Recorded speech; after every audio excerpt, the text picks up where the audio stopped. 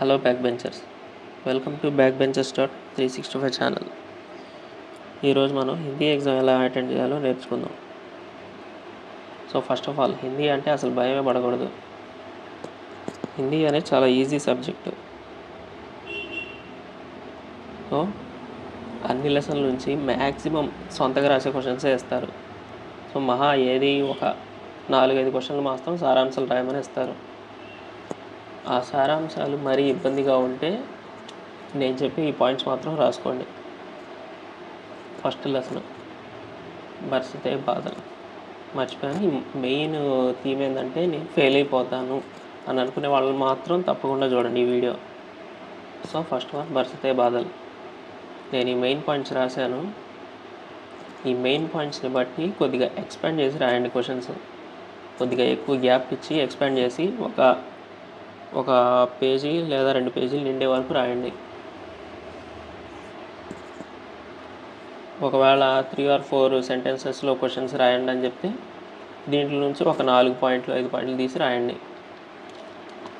Next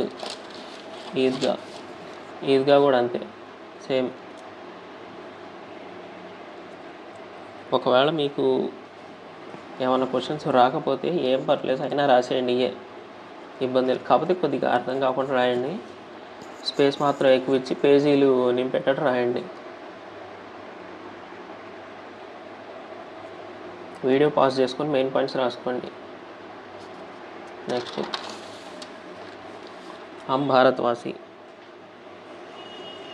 ఏ question ఇచ్చినా కానీ ఒకవేళ 3 or 4 సెంటెన్సెస్లో రాయమంటే వీటిలో నుంచి ఒక 3-4 పాయింట్లు తీసి రాయండి. లేకపోతే సారాంశం రాయమంటే ఈ పాయింట్స్నే కొద్దిగా ఎక్స్పాండ్ చేసి గ్యాప్ ఎక్కువ ఇస్తా ఒక పేజీ కానీ 2 పేజీలు కానీ రాసేయండి.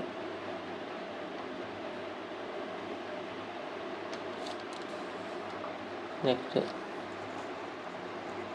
శాంతికి రాహ్మే. వీటిలో నుంచి ఖచ్చితంగా అడుగుతాడు.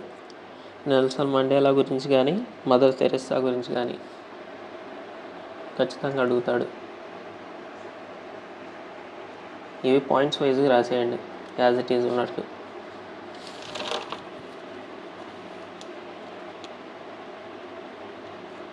నెక్స్ట్ కణ్కణిక అధికారి.